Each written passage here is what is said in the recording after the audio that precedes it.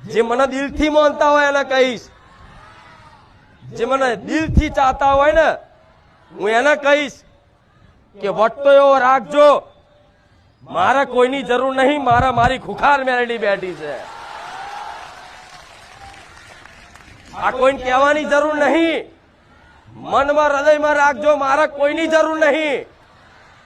અરે દુનિયા કદાચ છોડી દે છે ને, પણ હું સાથ નહીં છોડું.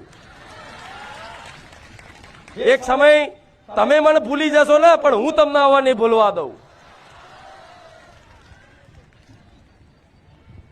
દુખી થઈને તમે તમારા મન મેણાય મારી લેજો, મને બોલી નાખજો, મને કહી નાખજો, મારાથી રિહાઈ જજો, પણ છેલ્લે મનાવવા વાળી તો હું મેલડી જ છું.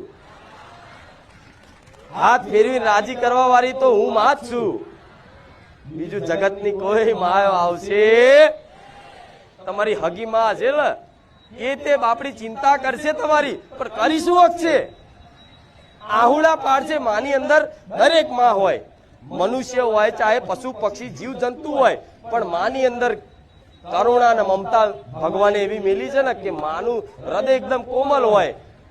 એ એની સંતાનને દુખી જોઈ અને દુખી થઈ જાય, પણ એ શું કરી શકે? કહો, એ શું કરી શકે? એ માણસ છે, એ માં તમારી જે છે એ માણસ છે, શું કરી શકશે?